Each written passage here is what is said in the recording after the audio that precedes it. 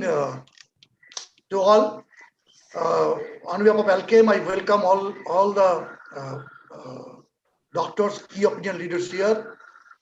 Dr. Mehta, thank you for once again joining us and to chair and moderate the session. Thanks all my close to heart panelists, Dr. Subal Dixit, Dr. Pradeep Rangappa, Dr. Vijay Misra, Dr. Dipankar Sarkar, and Dr. Venkat. All of you, thank you for coming. Thanks, audience, for joining this meeting. So the basic context I will say it for a minute because we would like to listen from the doctors basically. So we launched a product called Arbekacin sulfate, Arbichem, last year, and which has got a lot of knowledge dissemination program, and then the product has been used quite in a good way in different part of the country with reasonably good results.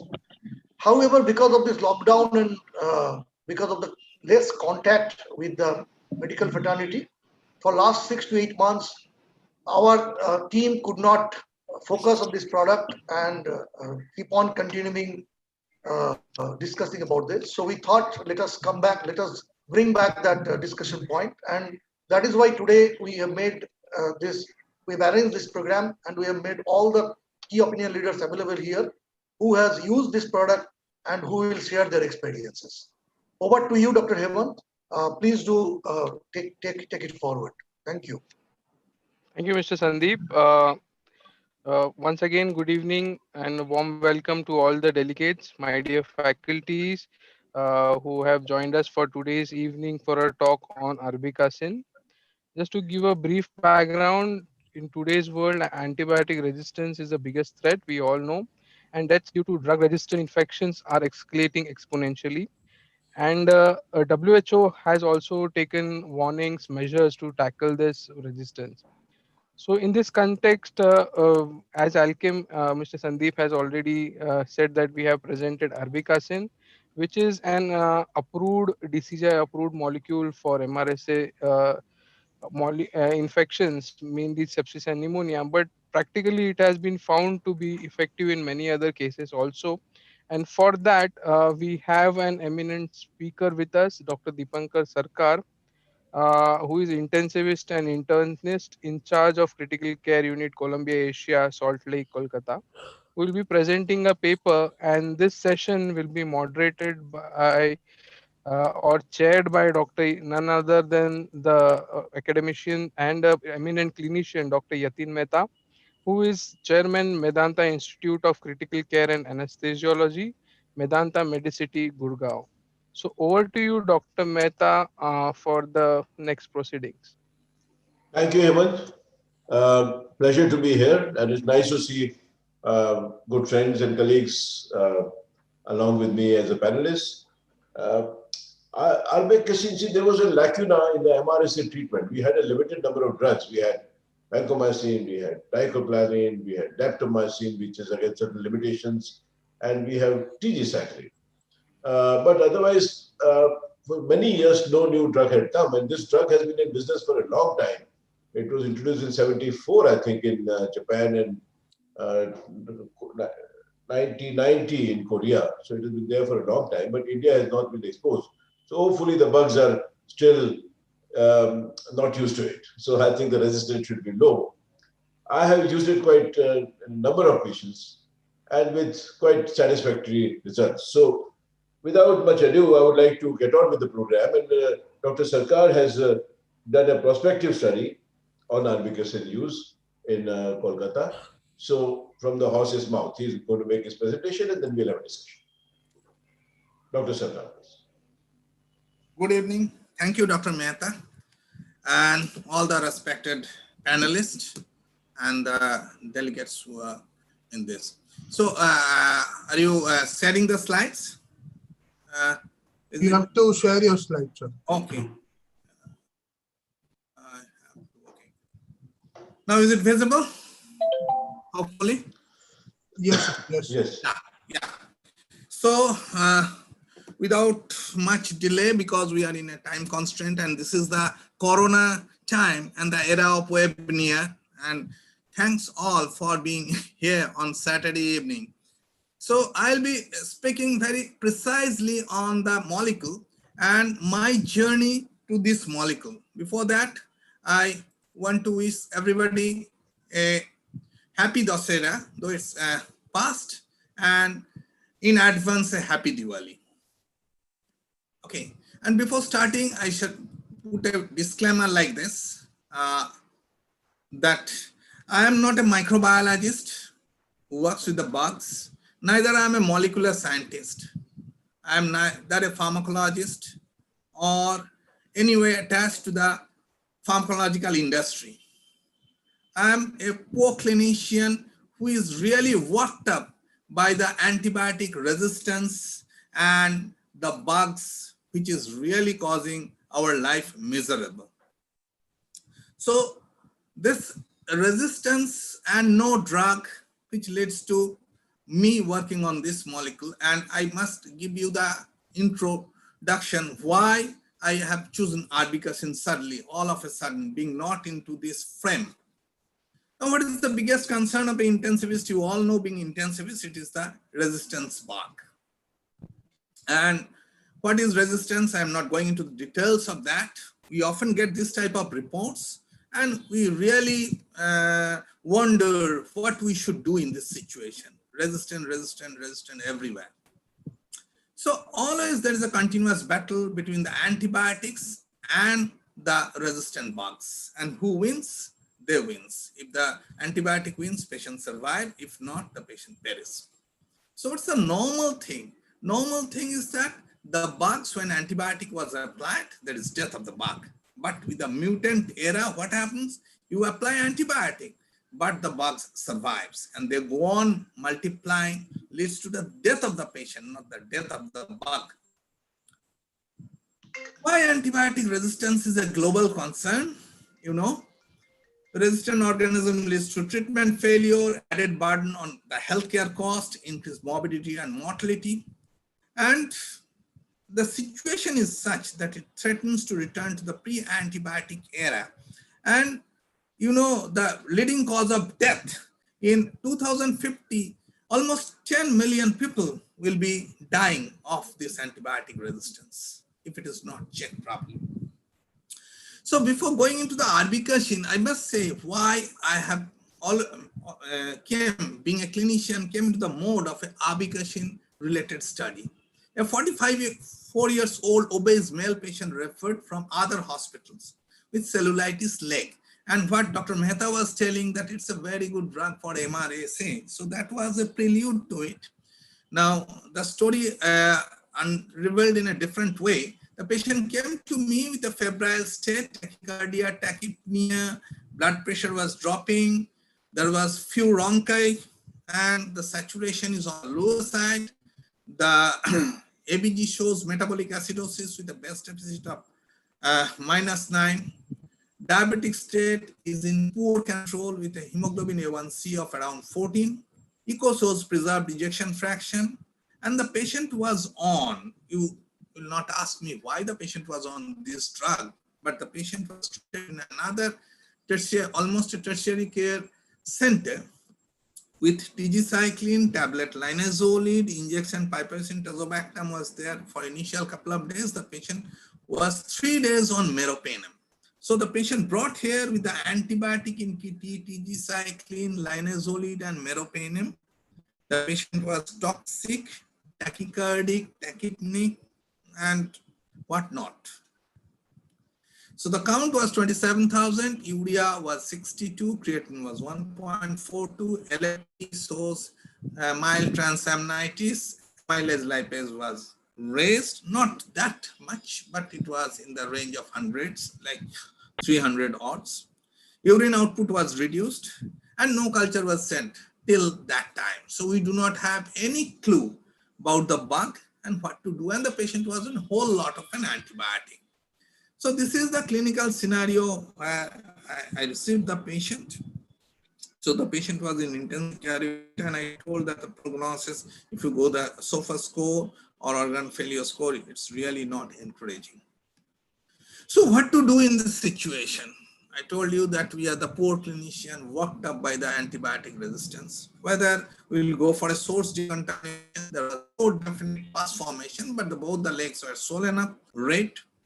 Whether we change the antibiotic or modify the antibiotic, with what direction? Because I don't have anything in my hand, no culture report, nothing. It's just an educated guess or just leave it to the fate. So whether I will also leave it to the fate. And there was one thing, there is one thought process always that the patient is on so many antibiotics. So there is no need of sending cultures, so there will be no benefit of sending cultures. So what we have done, our hospital standard protocol, we send culture from all possible sites. And what I was thinking that whether I really came to the end of the road, because all the, except polymyxin and colistin, everything has been given. So I don't have anything in my hand to play. So we are really in a confusional state. So what we did actually, we sent culture from all sites, wound swabs taken, and we were badly searching for the bug. Which bug? That 27,000 count in spite of all possible antibiotic. USG abdomen was done because the amylase lipase was raised, because initially we thought that pancreatitis, though it's very minimum, may play the spoil sports of rising the count. There was no DKA, though we are controlling the sugar with insulin infusion. Venous Doppler of both lower limbs were done to exclude any vascular phenomenon in the leg. And the USG shows only cellulitis, and cellulitis, no definite pus formation, so that you can go for a definite ID, incision drainage. So source decontamination at that point of time was not possible. So we have sent the culture. And what antibiotic we should choose? Actually, to be very honest, I continued with the meropenem because 3 days. I have added flucloxacillin. I have got a weakness for flucloxacillin that Dr. Mehta was telling that for MRSA and MSSA, because MSSA, because the patient was going down, MRSA is really a difficult bug to tackle, but it is not that virulent. But MSSA is really a virulent bug. I'm afraid of MSSA. So I added flucloxacillin. And there is nothing in my hand, and I thought it is a gram-positive infection clinically. Okay, so I have started with flucloxacillin and added Arbekacin with the idea that it is a drug which has been used and extensively in MRSA and MSSA in Japan and in many countries that time, that it's really a new drug for the gram-positive infection. So the dose what I have given to him is that 400 milligram loading, it comes to 6 to 8 milligram per kg body weight, and followed by 200 milligram once daily after 24 hours. The creatinine was little raised, but that was my plan. So what I see is that the count started coming down. Patient is getting symptomatically better. Urea creatinine started coming down. And the patient was put in a dangle mode and started mobilizing. And the initial culture, when the growth curve came into the blood culture, their backtech machine, they have taken some sample and they told that there is gram-negative bug. And I was taken aback. Gram-negative bug getting meropenem for 3 days, and we have continued the meropenem. So it's meropenem doing the trick. It's a gram-negative bug. So till that time, my idea about Arbekacin was it is a gram-positive bug. Though it's an aminoglycoside, it may have a gram-negative, but to be very honest, I didn't give much importance to the gram-negative issue in this. But what is the bug that grows in blood culture? It is Klebsiella cre. So there is no point that the your meropenem is working. And once the lab told me that it is a gram-negative bug, I de-escalated in the form of taking out flucloxacillin, because I thought that Arbekacin will take care of the gram-positive if there is any. So I de-escalated the flucloxacillin part. So the patient was on Arbekacin and meropenem. But to my utter surprise, the bug came to be Klebsiella cre. only sensitive to polymyxins. And mind it, it is 2019. That time polymyxin was not told by CLSI to be written to be intermediate always, but they give it a sensitive. So we do not have anything. We have got a strip for Arbekacin, and we find the Arbekacin strip, the MIC was 0.75, and it is really sensitive. And actually, the only sensitive antibiotic that patient received is Arbekacin, and the patient responded, went back home. And then I started thinking myself, in this resistant era, a drug which is known to be used in gram-positive infection, can it be used in gram-negative infection? And that is the food of thought, which leads me to work on this thing. And what lessons I have learned with this, that scent culture in spite of patient is an antibiotic, as the bug is resistant. Sometimes rare thing happens, like cellulitis may cause by gram-negative bugs, especially in diabetic subject, because you expect a gram-positive infection, but gram-negative bug is one of the known cause of diabetic foot. And try drugs at times by intuition and educated guess if you have a real scientific direction, if you don't have a real scientific direction in hand. And distribution of Arbekacin, I think everybody is aware of the pharmacokinetics and pharmacodynamics of the drugs. And this leads to my study, and how I was really helped by this microbiologist group. My wife, she is a associate professor in the Department of Microbiology in NRS Medical College, and she was working with the CRE, the basically NDM bug, with the genetic study of the NDM bug. So we have got a lot of collection of this NDM. So I have told her to work on this, whether Arbekacin can be used in NDM and what is the result of Arbekacin in this NDM strain.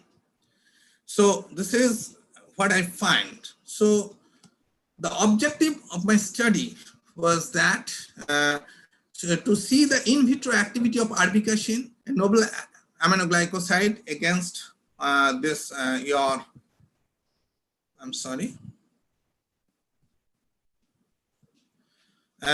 against the multi-drug resistant organism and the extensive drug resistant organism and pan-drug resistant organism, whether we can get a ray of light in a gram-negative, mind it, it's not gram-positive.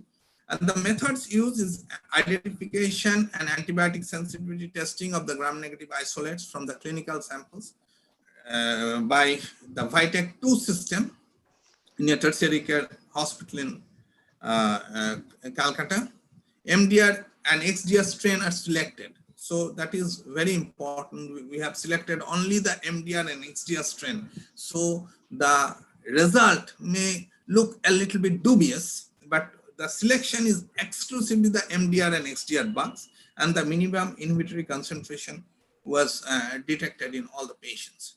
Though the in vitro study was done in the Department of Microbiology and NRS Medical College, and the GNB samples were taken from all the clinical samples.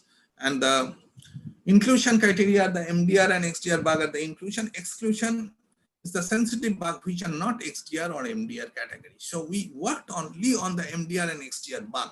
Had we worked on the all kind of bugs, the result analysis would have been different. But my ideation how I can use this drug in MDR and XDR bug. So Arbekacin, I think everybody is aware of what is Arbekacin. Dr. Mehta has told that Arbekacin is aminoglycoside discovered in 1972. It has got a effect against MRSA. The use of rationale of Arbekacin use, the spectrum of activity. It was used initially with the gram-positive, but it is spectrum of activity is also there against the gram-negative organism, including Pseudomonas aeruginosa and Acinetobacter baumannii, with a different kind of MIC value, and MIC value is comparable with gentamicin, amikacin. It has been found the Arbekacin MIC value is much less than this, and undesirable effects are there. And there are studies in Japan in 2011, the clinical efficacy of Arbekacin for gram-negative infection, but the study was, they never done a genetic study to find out the NDM genes. So say for gram-positive, there are a whole lot of studies in gram-positive infection. And the post-antibiotic effect, I'm not going into the pharmacokinetics and pharmacodynamics and the biofilm effect. The daily dosing are different, like less than 5 microgram per kg or like that. So what's the result of my finding? I have worked this work was done between, say, July, May 2019 to September 2019. That was a 3 months period. That 140 samples have done the breakup of the samples. All these are MDR and XDR bug on different sources, and the sources has been over here: urine, wound swab, blood, sputum, and tracheal aspiration. And these are the bugs which has been isolated from there. The total number of samples is 140. Out of that, the MDR strain is almost say 50 and XDR strain is 90. And this is the result. You can see we use only E-strip because no card for Arbekacin is available. So in the selected all these 140 cases, we use the E-strip to find out the MIC value and the sensitivity, and see the different E-strip, how it looks like pseudomonas so well. Now, what's the result? The result is interesting. You see, for E. coli, there is 30 E. coli patient, 55 Klebsiella, Enterobacter is 12, Proteus is 3, Pseudomonas aeruginosa is 24, and Acinetobacter is 16. Out of that, this is the resistant percentage. This is not the sensitivity percentage. So you may be, you may get a shock that 100%, because at first instance we can think it's a sensitive, but it's not sensitive, it's resistant. So you see, it is all, I will compare this Arbekacin. Tigecycline is sensitive to all. There is no resistance to tigecycline. That is one point. And polymyxins, there is no resistance, except the Proteus is inherently resistant to polymyxins. From the PNMs, you see Arbekacin has got a better sensitivity than PNMs. Tigecycline, though it has got a better sensitivity, but the pharmacokinetics and pharmacodynamics is tigecycline is different. You cannot use tigecycline in lung infection and a whole lot of infection like kidney, urinary tract infection. You cannot use tigecycline, but Arbekacin is a drug which goes everywhere. So you can use the thing at any point of time. And see, the sensitivity to E. coli, XDR, MDR bug is 50% resistant. The Klebsiella, it is 54% resistance. In Enterobacter, it's 33% resistance. Proteus, the resistance is highest, it is 66%. In Pseudomonas and Acinetobacter, the resistance pattern is also in the tune of 20% and 50%. So only polymyxin and tigecycline has got a better sensitivity pattern than Arbekacin in this. So this is the molecular plot. The multiplex PCR for detection of carbapenemase producing gene. So you can see in lane 6, 8, 10, 15, and 16 that this the precipitous of the NDM positive is there, and in lane 9, 12 you have got NDM plus oxa. Those two are positive. So all these 140 bugs are genetically proved carbapenemase producing, and with or without oxa, right? So it is not only on the card test, but genetic test, which confirms the presence of this. So this is how the sensitivity looks like. And if you compare the MIC value of Arbekacin vis-a-vis MIC value of gentamicin and amikacin, you will find it has got a better MIC value than gentamicin and amikacin. So till we get really Arbekacin incorporated in the BITEC system, we can take amikacin as a surrogate marker for your Arbekacin sensitivity. And if we find that there is a clinical response, you can use E-strip to confirm that it is sensitive, the way I have confirmed in my case. So the futuristic approach, how we should go away to the resistant bug. If we give the 4 times the normal dose of Arbekacin, So I have not really calculated the MBC level of Arbekacin. So how do because that's my plan to check the MBC level of Arbekacin. So why we repeat the dose of antibiotic? Because MIC leads to partial killing of the bug. So you have to give a repetitive dose of antibiotic to kill the bug properly. But if you reach the MBC dose, that is a dead bug neither mutates nor grows. So if you treat with the MBC approaching dose of the drug, which is safe, then you are able to actually prevent the growth of the bug at a single shot, theoretically. I don't know whether it's practically feasible or possible. So if the dose will cross 4 times the normal, that will reach the MBC.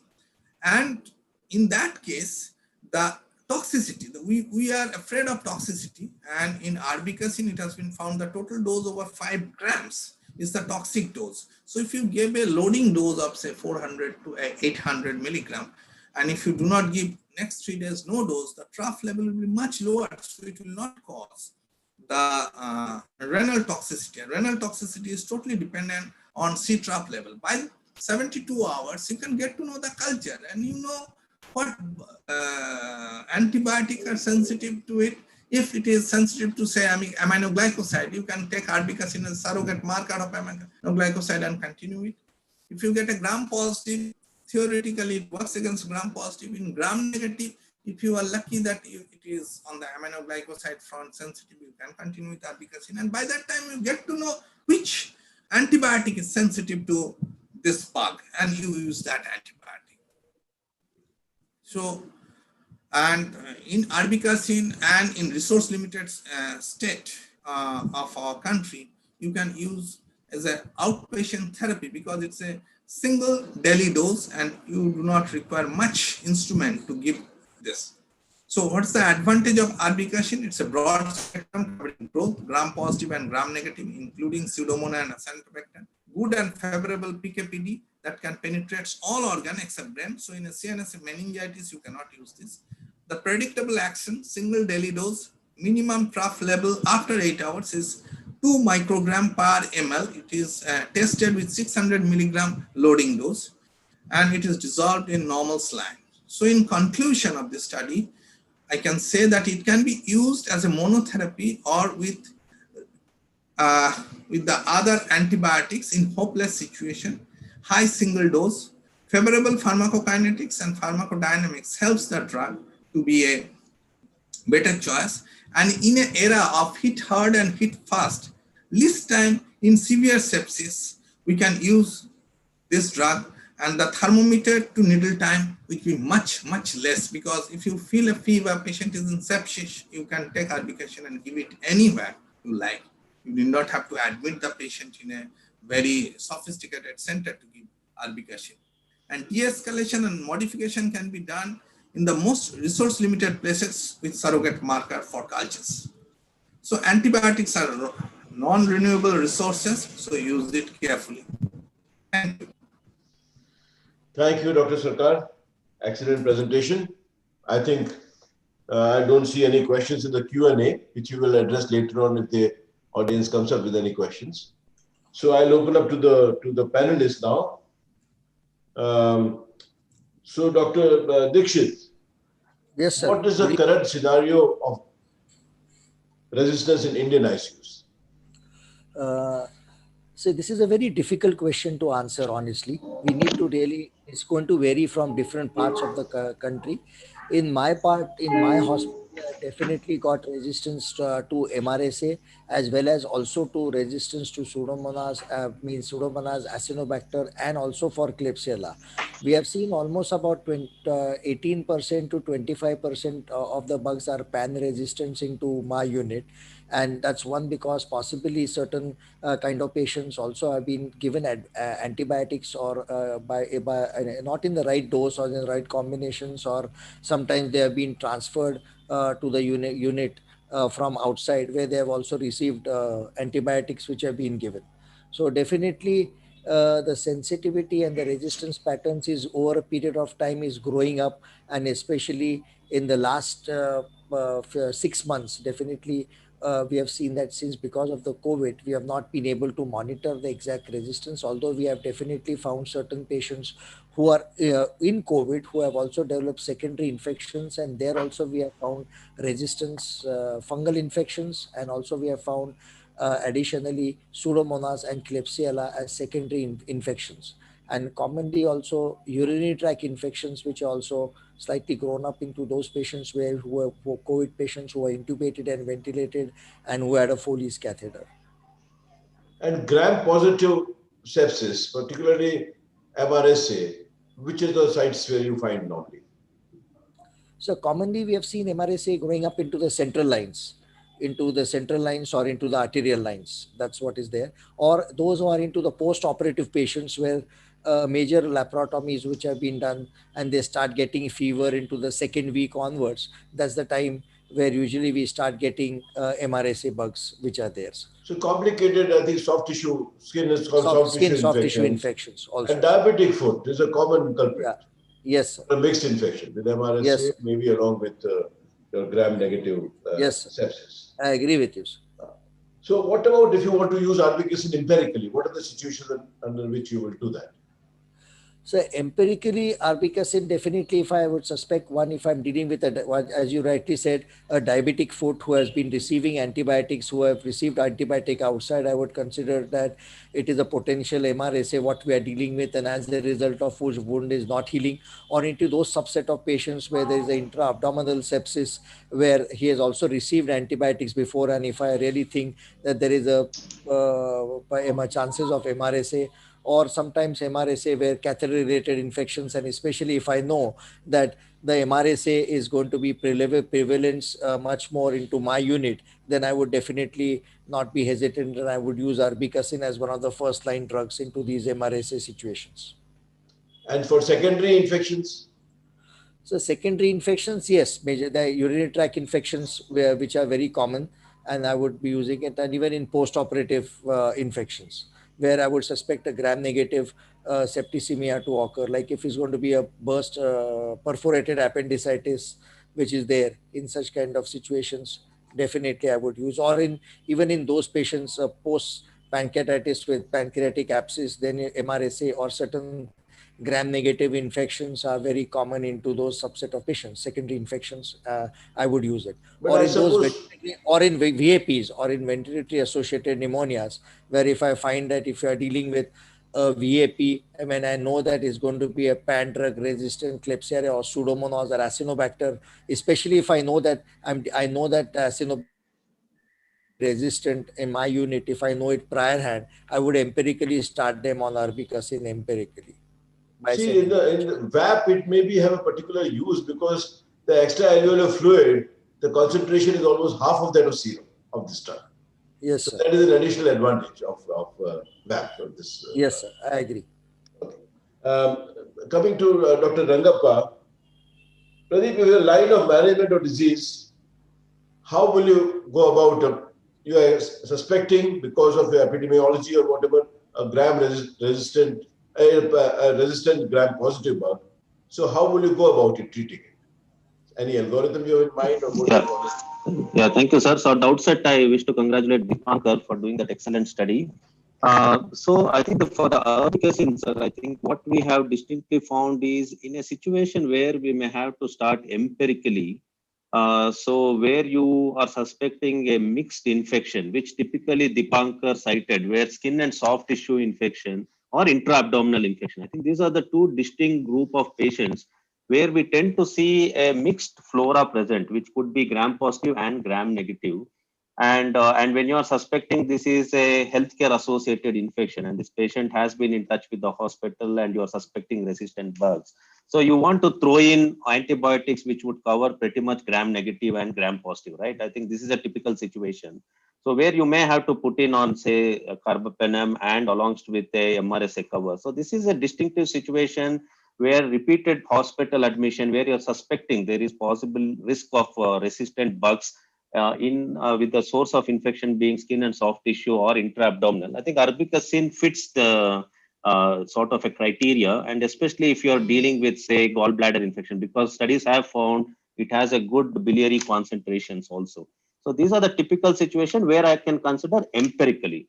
So if it has to be customized based on your sensitivity pattern, then I don't think it's a no-brainer, because we could see the sensitivity and then de-escalate to Arbekacin. But I see the value where I may have to throw in a couple of 2-3 antibiotics where I can choose Arbekacin as one antibiotics, especially in this group of patients where I'm suspecting resistant bugs and the source of infections is typically abdominal or skin and soft tissue infections. And as you rightly said, even in lungs, it is a good thing because the bronchial fluid levels, I think the bronchial epithelial fluid level, which they have looked at, I think it achieves good concentration and it could be used there also, sir. So this would be my empiric sort of an approach in these sort of a patients. One of the advantages also for you cited gallbladder is that if the liver functions are deranged for whatever sepsis and abdominal sepsis, the dose adjustment is not required. So that's an added advantage of this drug. Correct, sir. Any specific precautions while monitoring the administration of the drug? Yeah, again, sir, it's an aminoglycoside. So this has been our worry, and I would wish to share, inputs from all my esteemed panelists, because most of the sick patients we are talking, sir, people who have been in touch with the hospital and who have been coming multiple times with resistant infection, intra-abdominal and necrotizing fasciitis, seldom are these patients having normal creatinine, sir. Typically, isn't it? Because these are all elderly patients. Absolutely. Yeah. And they would all come with a creatinine of, say, 2, 3 or some AKI. So that is becoming the limitation for us to consider this as an empirical choice at the outset. But albeit when I look into the evidence, the nephrotoxicity doesn't seem to be that bad, because most studies have compared with vancomycin, sir. So they're not compared it with sort of other aminoglycosides.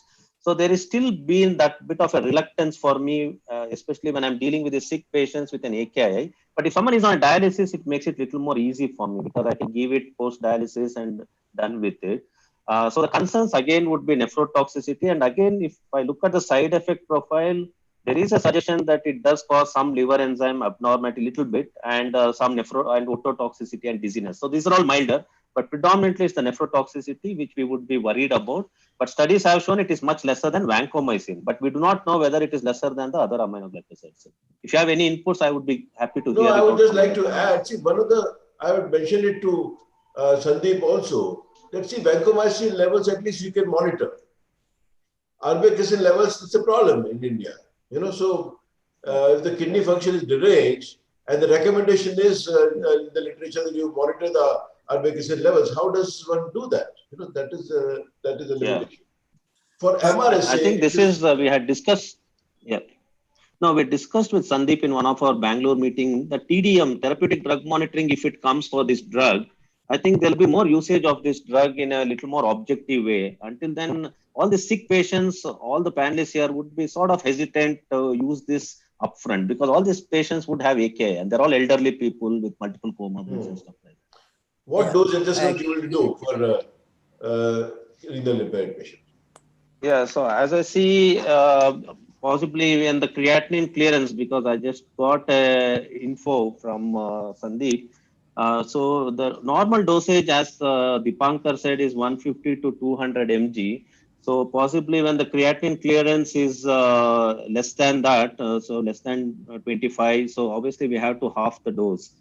So possibly I would be looking at 100 mg or 75 mg in these patients where there is AKI and creatinine clearance is less than, I think we have to group it less than 50 and 25 to 50, and then reduce the dose accordingly, and even space it once in 24 hours to 48 hours. Sir. So that would be the typical aminoglycoside. But the more objective way of looking at it would be to monitor serum levels. So because we used to do the Amikacin levels therapeutic drug monitoring, but so we need to have that to have more objectivity in our dosing. Sir. Yeah, there is just interrupting for a minute. Yeah. Regarding the nephrotoxicity, it's very clear. It is the most worked up aminoglycoside with amikacin and gentamicin. We have used amikacin and gentamicin over here. We have not used much of arbekacin in India. But in Japan and Korea, where they are using this arbekacin, they have done right, left, and center about the arbekacin, and they have found that arbekacin should be given not in a reducing dose, rather to give a spacious. Keep the space, keeping the dose intact, and the dose is 5 milligram per kg body weight. to 5 to 6, maximum 8 milligram per kg body weight. In rare situation, they have used 12 milligram per kg body weight. What they have found that the total cumulative dose of Arbekacin until it processed 5 grams, it has got a very negligible nephrotoxicity, number one. If you can measure the drug level, if the drug level is 2 and less, if it is not less than, not more than 5, the nephrotoxicity is basically negligible. And third, if you do the spacing, the trough level comes out very low. And in 2, trough level, even in the patient who has got a high creatinine, without any hemodialysis support, there is rarely a change of your dose in this situation. And if you want to change the dose, rather than reducing the dose, you space the dose. What they have suggested that you space the dose, because aminoglycoside is a peak dose killing effect. So if you reduce the dose, the efficacy of aminoglycoside wins off, whether it's amikacin, whether it's gentamicin, or whether it's arbekacin. Dr. Sarkar, I have just one question. You said that in your study, you gave 400 milligrams as a bolus dose. Yeah. So how many percentage of people did you find that increase in the RFTs or urea creatinine on the next day, 24 hours? See, this is a case I have used. I thought that it's a single case. Yeah, it's a case report. Yeah, it's a single case, and I'm telling you, the basic thing is that I was thinking myself that I'm treating basically a gram-positive infection. I never thought that it will be a Klebsiella sepsis. I never thought it. I thought it's a gram-positive infection. Okay. So this is the thing, and mind it, this patient has got a creatinine 1.62 when I have given the 400 milligram. And the next day, the creatinine came down to less than 1. And when he went back home, it was 0.42. So it is a pleasant surprise to me, because the cause of rise in urea creatinine was due to infection, the less perfusion and all these things. When the infection, see, we have to understand that why we are using the antibiotic. We are using the antibiotic to treat infection, not to prevent the side effects. So in today's date, where the renal replacement therapy is so well planned and easily available, our primary goal should be targeted to kill the bug, not to afraid of the side effects. Thank you, Dr. Sarkar. Thank you. I'll go to Dr. Mishra now, Vijay Mishra from Ranchi. Vijay, what is the role in mixed infections? And secondly, how would you use it with other antibiotics as a combination therapy? So first of all, good evening to all my colleague panelists and Dr. Sarkar with such a wonderful presentation. Sir, coming to the role of this amikacin, my experience with Arbekacin is kind of limited to 7-8 patients. And in most of them, well, not in most of them, but in half of them, they were all mixed infections, both with gram-positive, gram-negative, and even a species of Candida coming in the cultures. And all of these, 3-4 of them, they were just not responding to, the drugs which were sensitive or susceptible on the culture reports. And I would imagine the most common reason that we all face is as the MIC creeps up, even though initially your report was susceptible, after 3-4 days, the patient initially improves and then again kind of stops improving. So these are the cases I have personally used Arbekacin. I would say in around 2 out of 5 that I used, 2 or 3 we had a decent, the temperature went away 2 days later, the count started to drop. But in the remaining 2, it didn't really work the way we wanted. So don't know what was the problem there, as in terms of whether it was the susceptibility that we were resistant to even Arbekacin.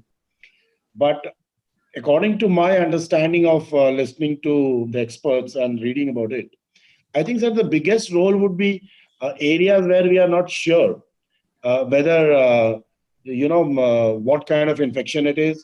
It could be anything, gram-positive, gram-negative. So that's where it would work the best, given the fact if your kidneys are, kind of taken care of.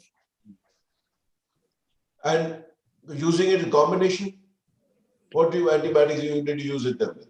Yes, sir. We used it with meropenem once and with aztreonam. And as the literature, having gone through the literature, they have shown that together with Astronam. It's really got a wonderful effect in terms of Pseudomonas.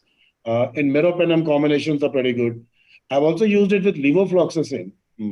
So these are the kind of literature-based combinations which are shown to be good. Okay. Coming to Dr. Venkat Kola. Venkat, what are the antibiotics along which can be added if the patient is already on certain antibiotics? And when would you like to add Arbekacin? Sir, again, like everybody, I have felt that our armamentarium needs a proper gram-negative antimicrobial cover, more than the VRE or VRSA. We still have a few drugs on the desk which covers all gram-positive in the form of either glycopeptides, linezolid, or tigecycline. We hardly see any of these gram-positive coccis which are resistant to these glycopeptides. Very rarely we see them. But my also concern is more towards a gram-negative. So XDR, which we are talking about Klebsiella, XDR Pseudomonas, or XDR Acinetobacter and E. coli. So in them, I will try to actually combine either in the form of beta-lactams or a monobactams. In Pseudomonas, it can be an azithrionam, or in form of the others, I can also consider in a combination of any of the polymyxins, or I can try to combine either the newer BLIs into them. So that can be one of the options which we can actually go ahead saying in gram-negative resistant XDR pathogens where I don't have any measures to do, then this can be an option. In gram-positive, even though we have concerns with MRSA, we see more of enterococci. We say Enterococci fecalis, we say Enterococci faecium, and sometimes this faecium becomes resistant to some of these glycopeptides.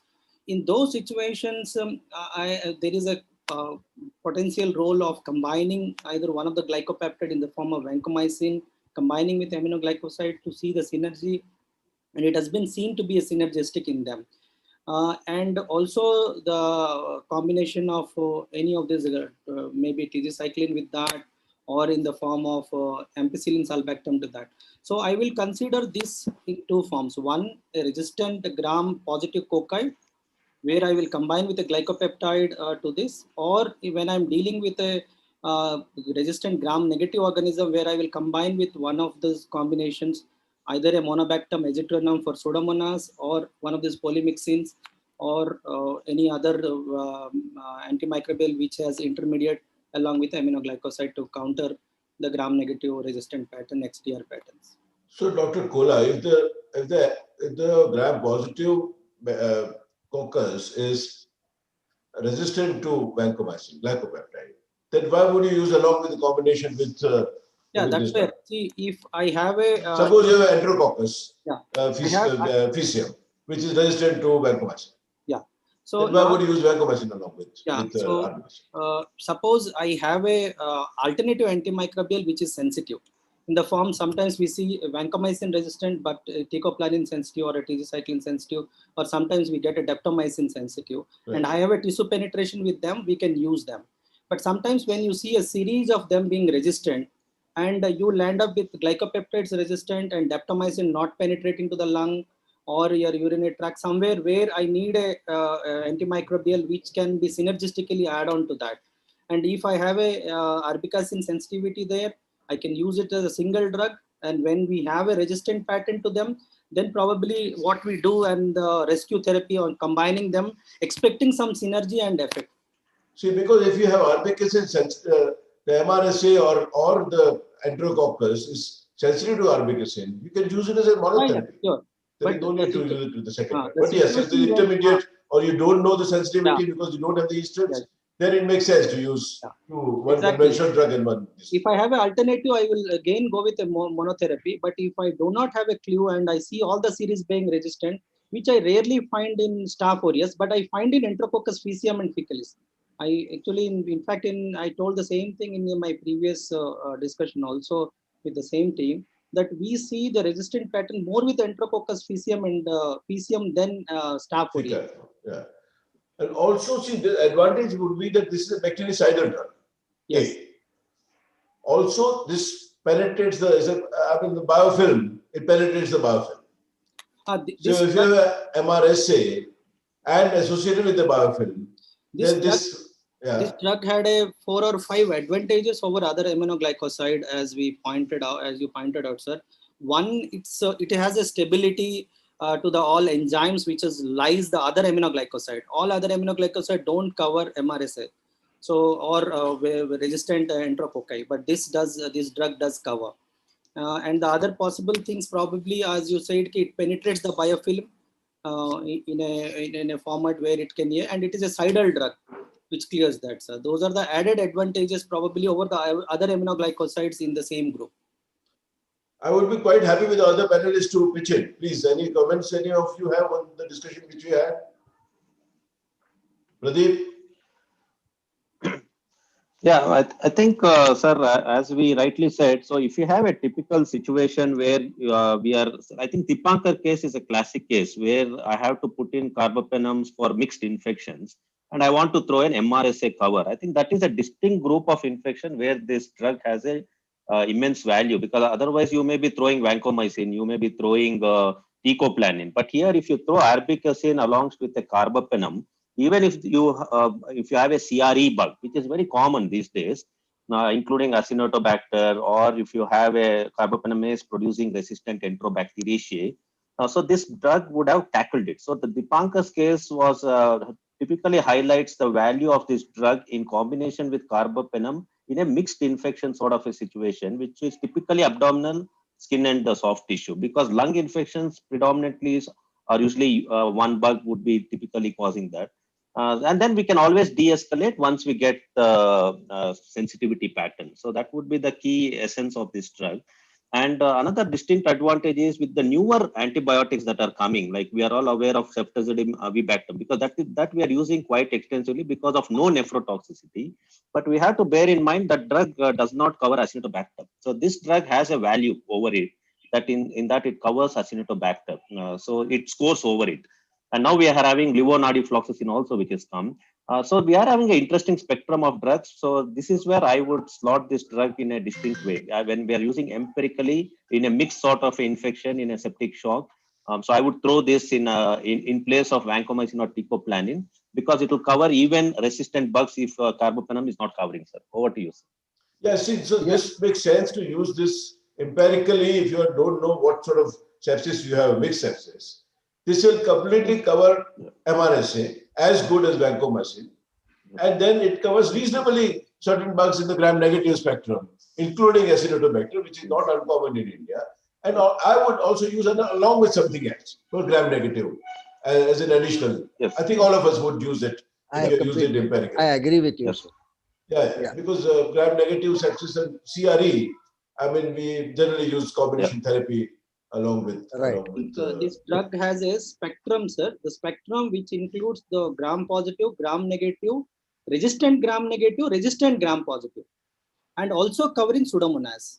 See, we have a tigecycline which also does the same work, like it covers Staph aureus, resistant Staph aureus, and gram-negative. But the problem is, again, it escapes Pseudomonas. So here it also includes Pseudomonas and Acinetobacter, whereas it also covers Staph aureus and resistant Staph aureus. So the spectrum is a little wider, and probably the nephrotoxicity, which is been counterbalanced, probably an additional point to that. So a preferred empirical choice in selected sources, like everybody pointed out, skin and soft tissue, biliary tract, intra-abdominal other infections, and probably, I don't know, lung. Maybe many of us in an empiric choice, we will add on as a combination therapy.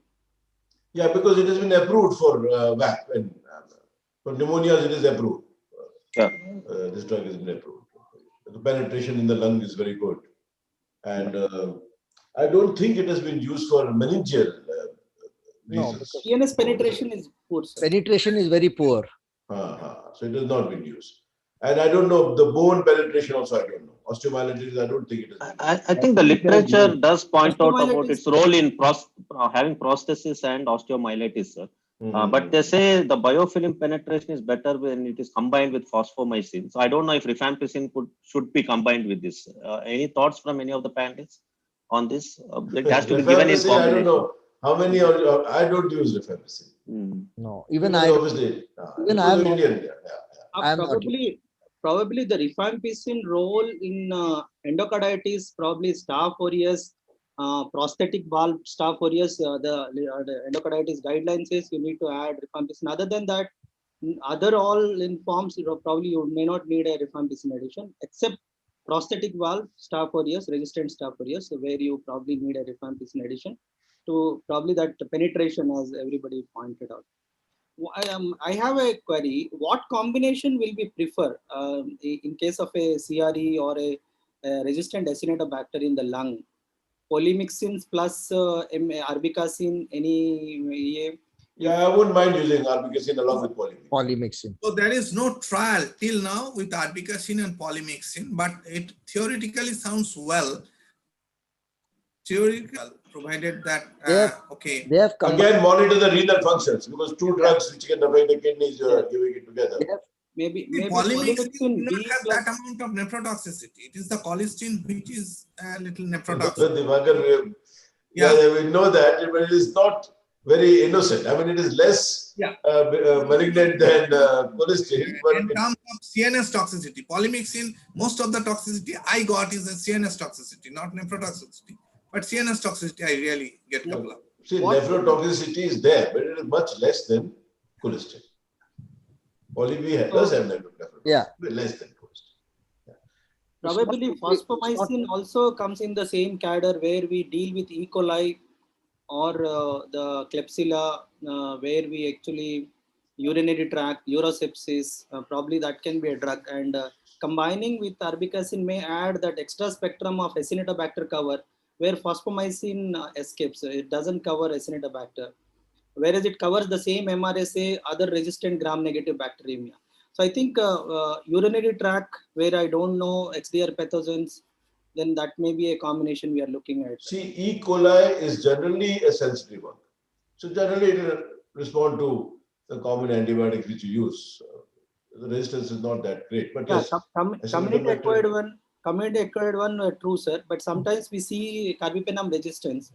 Then we actually left with a few drugs, and in them, fosfomycin in urinary tract with E. coli, which is shown to be, as you rightly pointed out, 100% sensitive to fosfomycin, and urinary tract being a good penetrating tissue for the fosfomycin.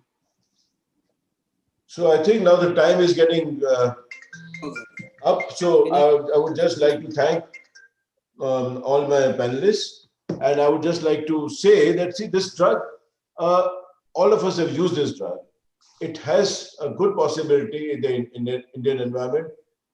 MRSA or gram-positive cover is excellent, as good as vancomycin or teicoplanin, and there's a pretty good gram-negative cover. But yes, for gram-negative cover, ideally you should use it along with another antibiotic to give it adequate cover. So thank you very much. I would hand over to Sandeep Day to conclude. Thank you, sir. Thank you. Thank you, sir. Mr. Sandeep, you are on mute. Yeah, thank you. Thanks a lot, sir. Thank you, Dr. Mehta, for moderating a fantastic and exciting discussion. Thank you to all the panelists, Dr. Sarkar, for your presentations, Dr. Subal Dixit, Dr. Venkat, Dr. Rangappa, and Dr. Misa. We will be definitely in touch with all the audiences and who could not attend it, along with your presentations. Thanks a lot. Thank you, Sandeep. Thank you all. Thank you all, sir. Thank you. Thank you all. Thank you, Dr. Meeting Sarkar. all of you. Thank you. Yeah. Thank you.